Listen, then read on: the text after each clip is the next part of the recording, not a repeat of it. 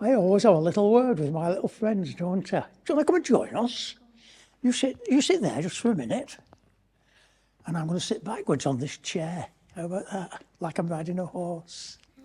Giddy up, giddy up, giddy up. No. Hey, where I used to live, or quite near, there used to be a level crossing. Now, have you ever heard of one of those? Do you know what one of those is? No? Well, I'll tell you. It was a main road, but a railway came across that road. Not all at the same time, trains and cars weren't all going like that. Whenever a train was going to come, somebody had to shut some gates to stop all the traffic, all the cars and buses, and then the train could go along its railway lines across the road, and then you'd open the gates and the traffic could go again. Yeah? Yeah, well, there's one of those quite near my house. Now, when I was even younger than you, probably, I might have been just coming up to 3, I can't remember. But now I'm 4. You're 4? Well, that's, yeah. I have a grandson, and it's his birthday next week, and he will be 4. And he's called, no, he's not called Toby, that's the old one. He's called Simon. Anyway, we're talking about level crossings. Come on. One day when I was really quite young, probably about 3, I can't remember, I was walking with my mummy. She was pushing a pram or a pushchair with my little baby sister in it. So mummies are very clever, She was somehow pushing the pram with one hand and holding my hand with the other hand, yeah? And walking down along the pavement, along the main road, towards this level crossing. And then she must have sort of got the wheels of the pram a bit stuck in the railway lines. So what she must have done was let go of my hand and use 2 hands to get the pram back. What do you think I did? Because my mummy was no longer holding my hand. Well, I didn't run away, but I sort of strayed a little bit off the pavement. And there was a big lorry coming. And yes, it hit me, not very hard, not a real bang, but I was actually at least touched and knocked over by this lorry. Oh! Now, to be honest, I don't remember any of this. This is only what my mum has told me later. I don't actually remember. But I do remember one little thing, and that is they must have whisked me off into hospital and put me on a trolley, sort of push-along wagon thing, and I'm lying on my back. And the thing I remember is because I'm going along this corridor with lights in the ceiling, I can remember these lights going like that. Oh, God. Yeah, that's the only thing I can actually remember. But I have been told all this by my mum. Okay, so I got into hospital. Nothing broke, nothing really wrong. Said he was very lucky, that little boy, wasn't he? And they sent me home because I was okay. But the problem was, it was having let go of my mum's hand, yeah? So then I could wander off. Right under a lorry. Not quite under it. As soon as I'd let go of my mum, or as soon as my mum would let go of my hand, I didn't run away, but I sort of wandered. And I want you, as you grow up and get bigger, I want you to trust in Jesus and love Jesus. And although you can't actually hold his hand, because he's up in heaven, isn't he? But in a way, by his Spirit, he's with us. And as far as you can, I want you always to hold the hand of Jesus. Keep close to Jesus. Because the people I've known who've let go of Jesus' hand, they've gone wandering off into all sorts of things that they shouldn't. So, don't go running under any lorries and falling over any level crossings, but keep hold of Jesus' hand. In a spiritual sense, keep hold of Jesus' hand so that you never go straying off, yeah? Good. That's a sermon for us as well. Oh, there you go. Stay there, Neddy.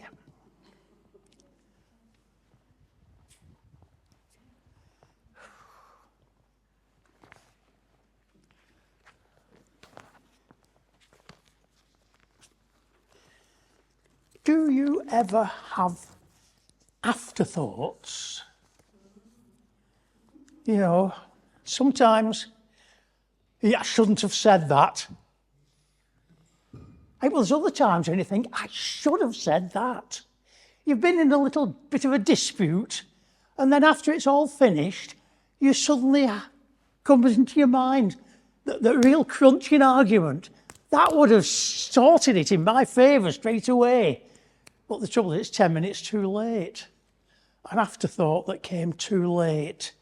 Oh dear. And sometimes it's, I wish I hadn't done that. And just occasionally, perhaps, it's, I wish I had done something. And yet it's too late because time has gone by. And there seem to be what I might call some afterthoughts in the Bible. There are many stories with which we are very familiar, and yet we stop at a certain point. And if we'd read further on, we would find perhaps quite an important message that we sometimes miss. Now, I want to tell you about, it's in John 7, and I'll read part of John 7 in just a moment. I want to tell you about Jesus at the Feast of the Tabernacles.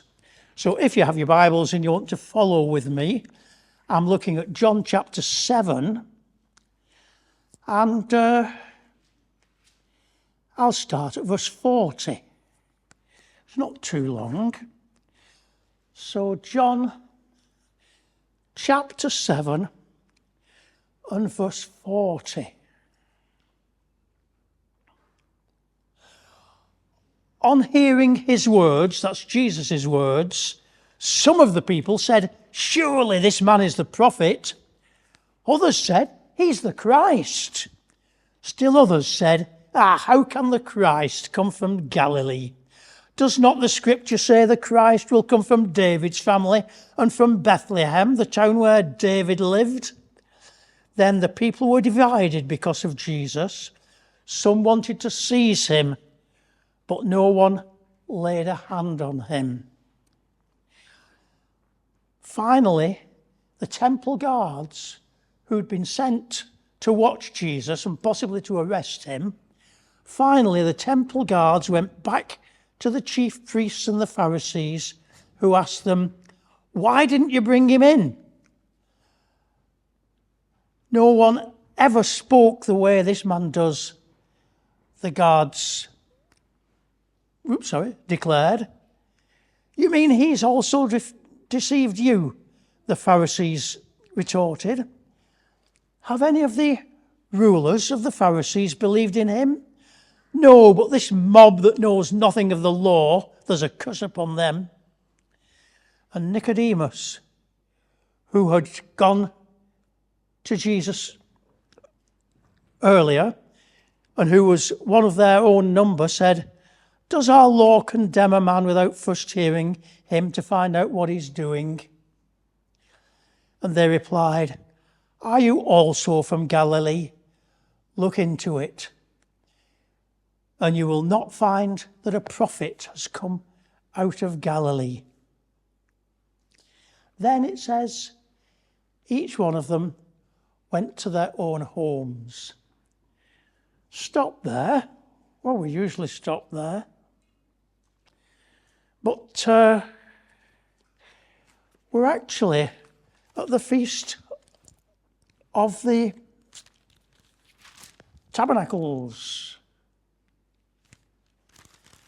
And I want to tell you a bit about the Feast of the Tabernacles. One of the Jews a long time ago wrote about part of the Feast of the Tabernacles. It was called the celebration of the house of drawing water. And one of the writers, the old Hebrew writers, wrote, a person who never saw the water drawing celebration has never seen joy in his life. That was how great they thought of it. They'd no telly in those days, you see. Like I might say, if you've never been to Blackpool and seen the illuminations, you've never lived. But he was saying, if you've never seen this water drawing ceremony, well, you have never lived. What happened is that towards the end of the Feast of the Tabernacles, a priest went down to the pool of Siloam, and with a huge, great water jug, or ewer, whatever you'd call it, but something really rather big, he filled it with as much water as he could carry, clean, pure, fresh water from the spring. And then he walked back through the water gate of Jerusalem into the grounds of the temple, and trumpets were sounding as he came in, a real fanfare. And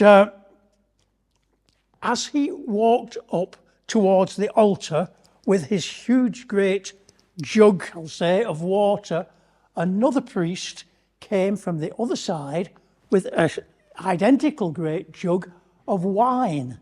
And when they got up to the altar, climbed up about 3 or 4 steps towards the altar, then together one priest poured the water, the other priest poured the wine into 2 little silver basins. And all the people are watching this in awe. And both of the basins had a little hole at the bottom, so as they poured the water and the wine in, the water and the wine came out from the bottom of these silver basins and ran in a stream down the steps of the altar, down into the street. And so we're told, they must have been very big jars, to be honest, because we're told that eventually the water could be seen draining out of the city into the brook called Succoth. So that was really something to see.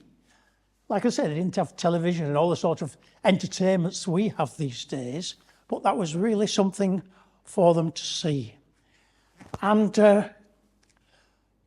while the priests were pouring the water and the wine into these silver basins, and everybody was watching the spectacle of this, the water and wine running down the steps and on, Jesus, it says, stood up and said, "If anybody's thirsty, come to me."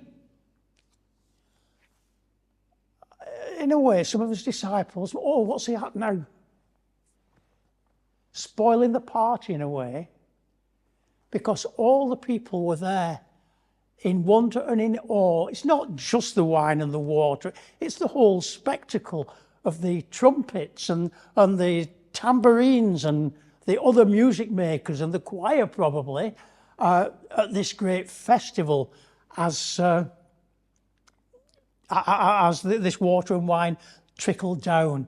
And all the people were there, silent, gasping, mouths open, awestruck almost. And Jesus says, "Oi, you lot." No, he didn't say that, but you might well have done. "If anybody's thirsty," water and wine, if to make you thirsty, just watching it. "If anybody's thirsty, let him come to me to drink."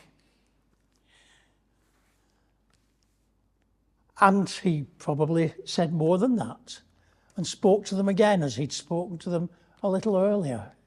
And the guards had gone back to the council and said, "Why have you not arrested him?" And they said, "Well, nobody speaks like him. You want to go and listen to him." And then when it was all finished, what it says in that last verse I read, it says, then everybody went home. Everybody went to his own home. So after all the fuss and a bit of controversy, everybody goes home. They'd have been glad in their hearts. What a wonderful thing we've just been part of, this wonderful thing we've seen. And what a wonderful speaker that bloke was, whoever he is. Some people are even saying he's a prophet. Some people are saying he might even be the Messiah. But is he a prophet or a troublemaker? We don't know. The Messiah, all very interesting. Very interesting discussion. But afterwards, no action. No change to their lives. They went home. Back home, and everything was just the same as it had previously been. Back to their ordinary lives, work in the morning.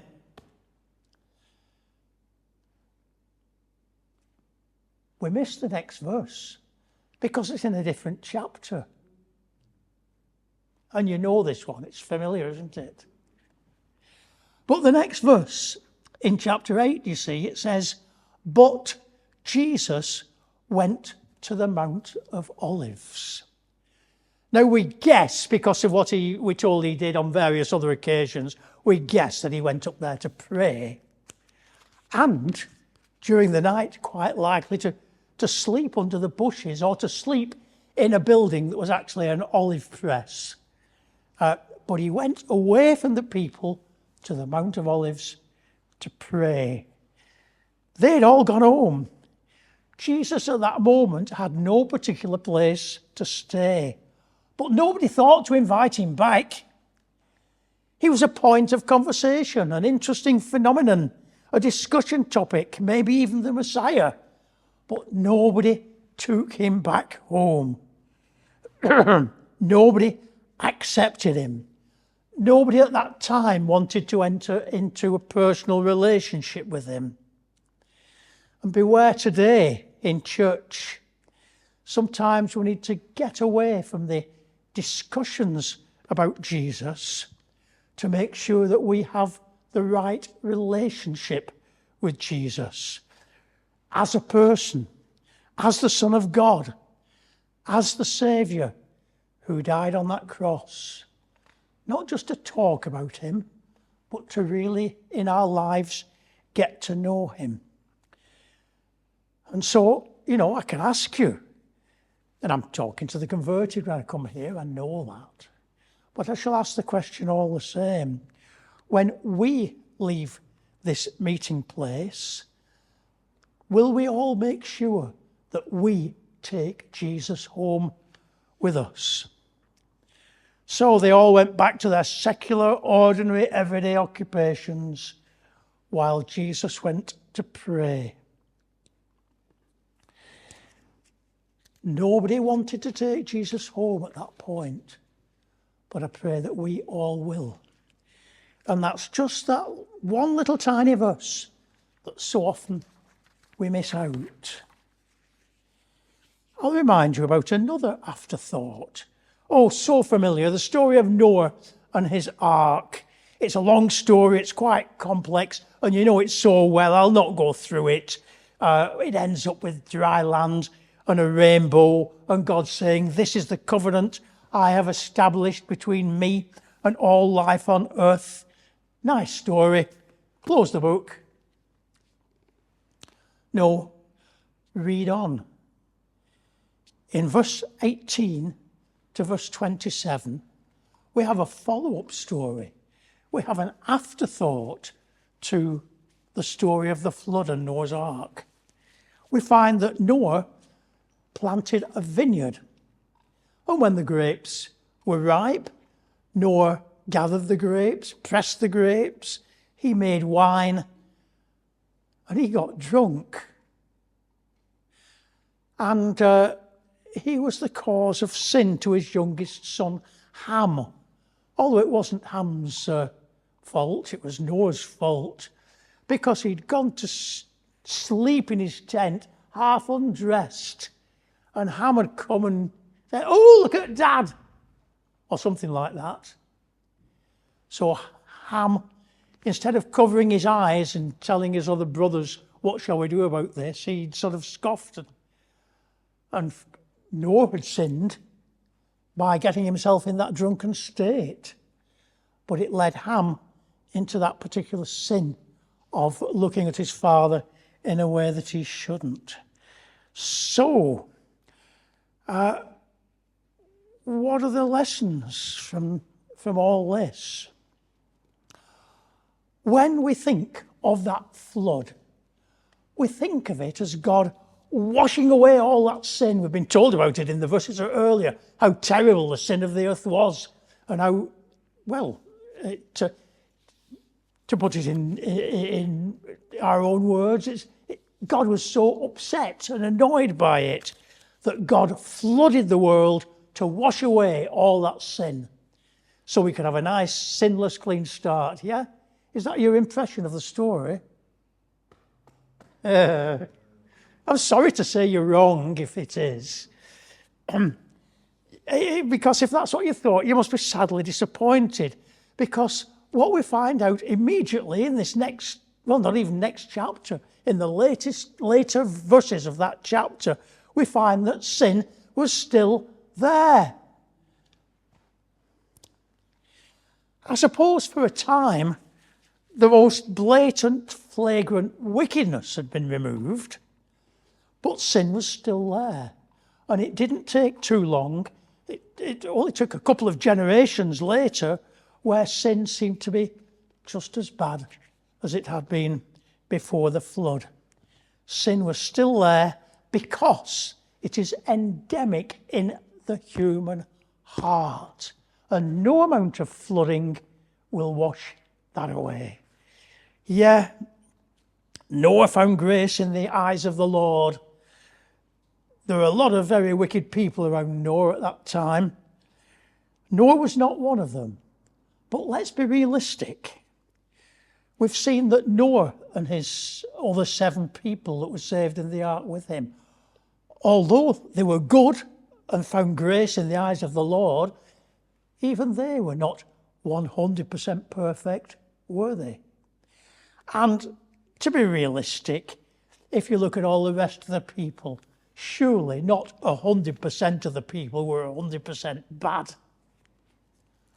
The big difference between everybody else and Noah was that Noah heard the voice of God and obeyed it. And then, when this ark was being built and nearly finished, all the people around, I wonder if any of them ever came and asked, what's this nutcase doing building a big box here in the desert? It didn't look like a boat. It wasn't built as a boat, by the way. It was built as a box. What's this fella doing this? And we're told later, I think in the New Testament somewhere, it took 110 years. So they'd plenty of time to ask. But it was only Noah who followed the word of God. And then when the flood came, there was one difference between Noah and his family and the rest of the world. Noah was in the ark. The rest of them were out. And that's crucial. That's absolutely crucial. That we need to be in Christ. And you can divide people up into many ways, you know. British and all the foreigners, if you like. Men and women, tall and short, old and young. Divide people up however you like. But the only crucial matter is those who are in Jesus and those who are not. So, that's the real story of Noah's Ark. Not just we use it as a gospel story. Of course we do. You were saved. And the people in the ark were saved. Get in Jesus and be saved. But the real story is that sin was still there. And we have to come to Jesus even now for that sin to be taken away. Afterthought number 3. What's this one? Do you remember the talking donkey? Well, there was a talking snake in the beginning of Genesis. Why shouldn't there be a talking donkey in Numbers? Except, of course, the donkey didn't really talk. The donkey flapped its mouth and perhaps God spoke for it like a ventriloquist. You know, I'm being silly. But what happened here? You know the story. Almost at the end of the 40 years, almost at the end of the journeying through the wilderness, almost ready to cross over the Jordan into the promised land, the great mass of Israelites, hordes of them. We sometimes doubt the actual number that we find in the Bible, partly because the word 1,000 had a totally different meaning in Hebrew to what we understand as 1,000. So we're sometimes a bit wary with the actual numbers, but nevertheless, a huge horde of people marching across the land up towards this point where they'll cross Jericho. And the local people, the Moabites and the Amalekites, saw this load of people coming. Well, they were scared stiff, weren't they? They thought, well, if we could, we'd get out there with our soldiers and fight them and chase them off. But even the pair of us, the Moabites and the Amalekites together, we're not going to be strong enough to fight them. Hey, so you remember what they did? They went to a chap called Balaam, the local witch doctor, the local shaman, and they said to him, I want you to curse these people in the name of God, and then they'll disappear or go back where they came from. Curse them so that they can't come through our land and defeat us. And it's very odd, this Balaam chap, as you read the story in Numbers 22, it sounds like he's got a hotline to God. But God tells him, you must not curse these people because I have blessed them. And yet the trouble was, the king of the Amalekites, Balak, is offering Balaam a shed full of money. Well, I want some of that. I could do with some of that. And he ponders in his mind how he can somehow perhaps obey God and yet obey Balak and get the money as well. So a point comes, and I'm shortening, that this is another quite long story that I'm shortening, but the point comes where Balak goes off to join his own armies and his own people, and Balaam, on his donkey, follows him, and suddenly the donkey stops dead. Why? Because the donkey has seen an angel standing in front of it. And Balaam hasn't and couldn't see that angel, but the donkey saw it. Hey, that's sad, isn't it? People sometimes don't see what a blinking donkey could see. Anyway, he tried to coax the animal on and it wouldn't, and it eventually backed off and crashed into the wall and hurt Balaam's leg. And so he got off and he whipped the donkey, and the donkey turned to him and said, what are you doing that for? And Balaam understood that it was God stopping the donkey because he could not go and curse the Israelites. Still, he went on. The angel went away. I suppose the donkey carried on, or perhaps he walked, perhaps he left the donkey behind. I don't know. But he went on, and he stood on a hill with Balak. So Balak the king, Balaam the witch doctor, on this hill, looking out over these thousands and thousands of people that were coming up, invading their land.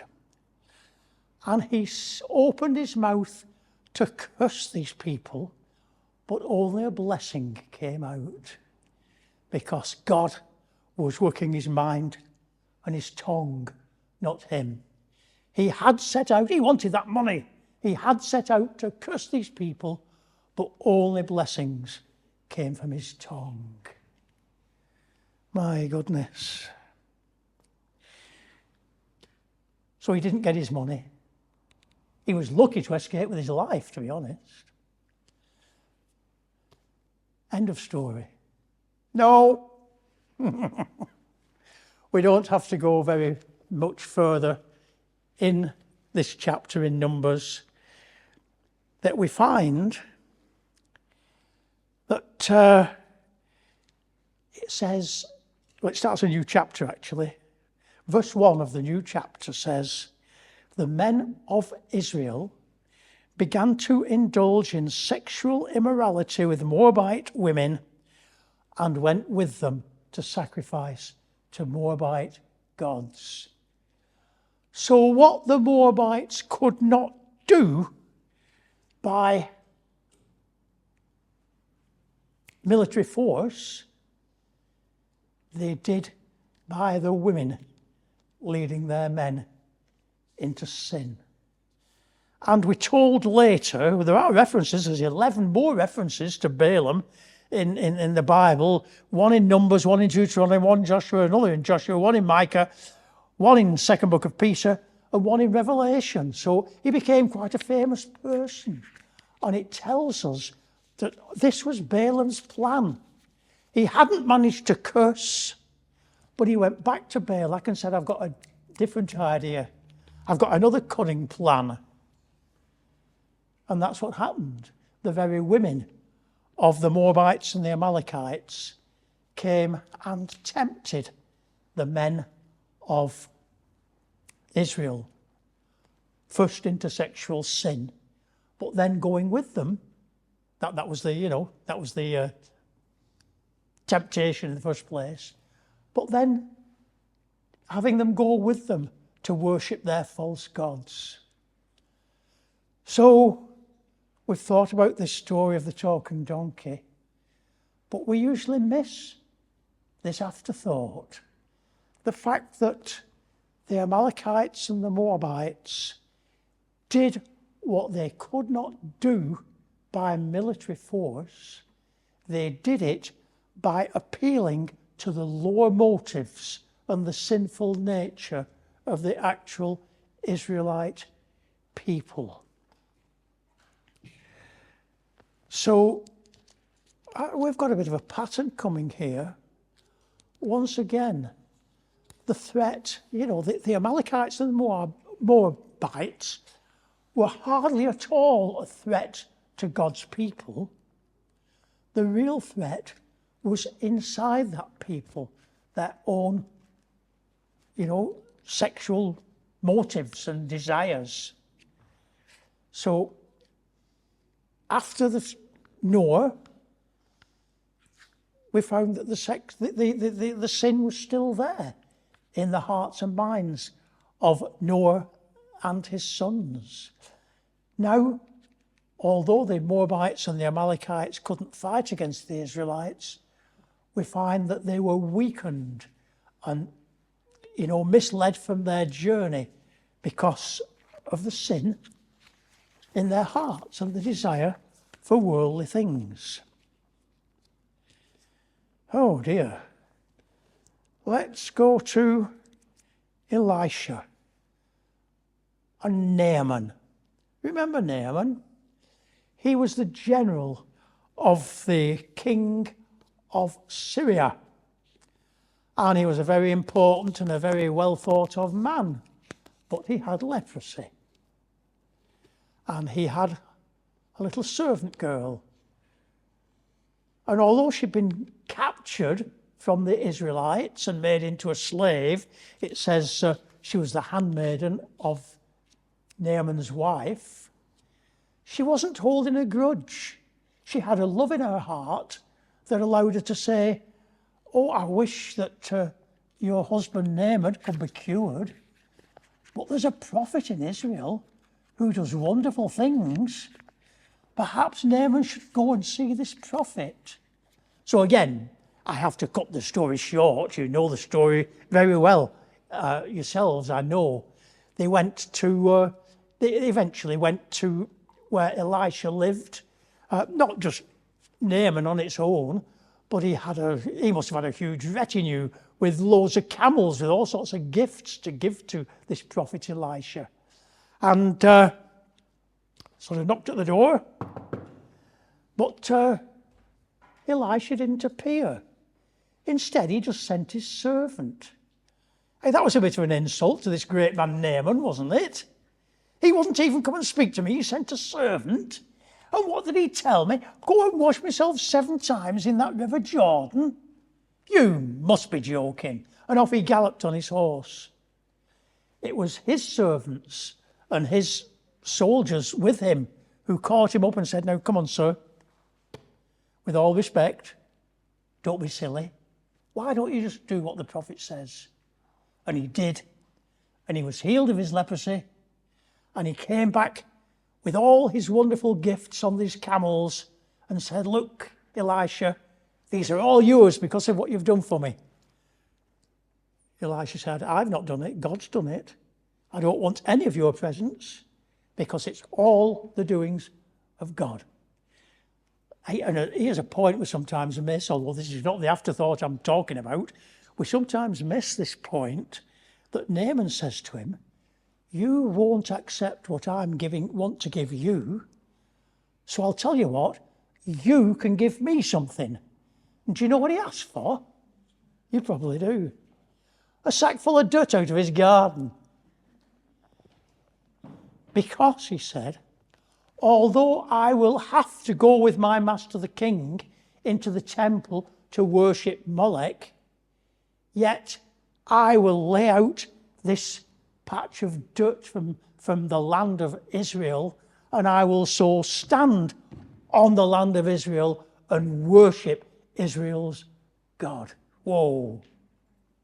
Anyway, the afterthought, when we think it's all finished, Elisha's servant has second thoughts.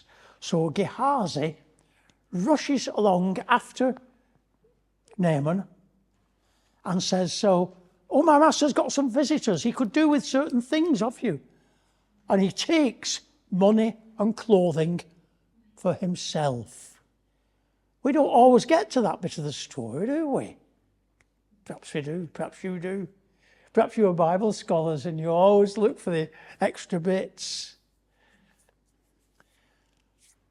But he went, after we think the story is finished, no, Gehazi goes running off and gets some of these riches for himself. And the upshot is that he ends up with the leprosy that Naaman has just been cured of. But there again, the witness of God is spoilt by the desire for worldly things by Gehazi.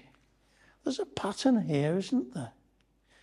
The work of God's people is not threatened by the outside forces, but it is spoiled in many ways by the desires, the earthly, worldly desires in the people. Oh dear. Well, we know about Jericho, don't we? And the walls fell down. Great story. Do we also know that a little time later, possibly the next week, Joshua says to his army, right, see that town of Ai there? We always call it Ai. That's totally wrong. It probably has to be Ai. But whatever. You see that little town of Ai over there? It's only little, so most of you can have a day off. Just you little groups can go and take it. But it didn't work. The men of Ai burst out through the gates and they chased the Israelite soldiers away, killed a few of them. And when this dreadful thing had happened, Joshua, it says, lay on his face before God for the whole day. Lay in the dust praying to God. Are we going to fail now after all this? Oh. And I can imagine God. Here's a word for you. I'm too anthropomorphic at times. I think of God in human terms. Because I'm thinking of God sitting up there in heaven, just looking at Joshua. Yeah, look at him. We'll let him lie a bit longer, shall we?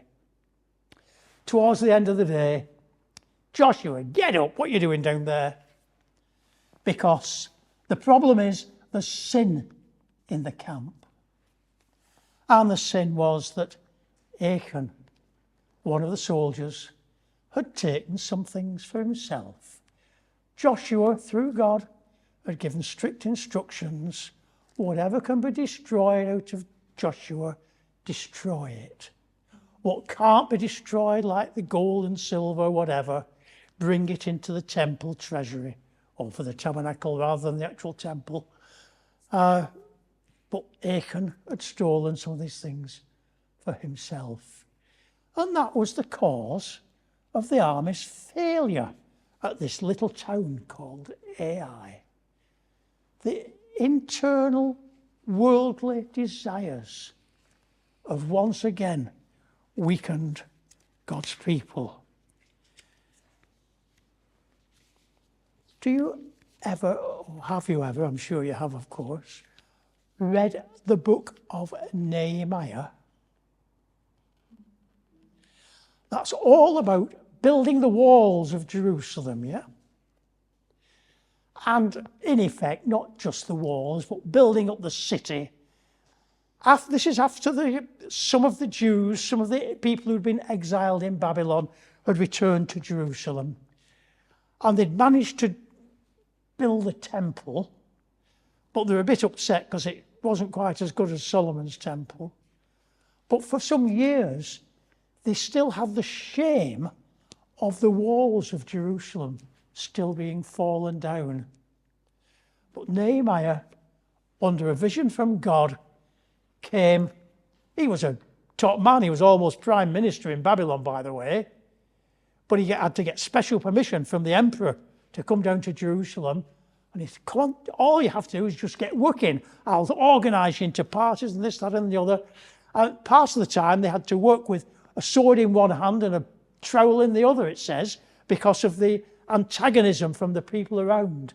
But under Nehemiah's leadership, they got the walls built.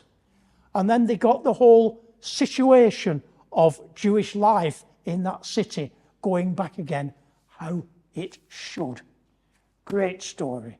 And we use it fairly often, I think, when we're talking about church building. And yeah, well, it needs a good leader.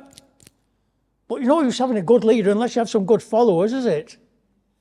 And they got Jerusalem back how it should be, the city of God. But I'm afraid the book of Nehemiah depresses me. Because Nehemiah had to go back to Babylon. He had to take up his duties once again under the emperor. And when he returned to Jerusalem, he found things were just like they'd always been.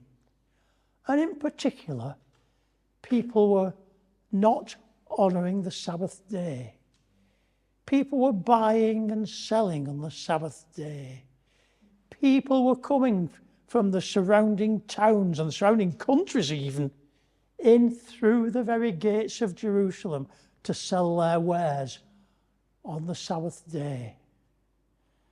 And Nehemiah must have thought, well, the walls are still standing, but the people aren't.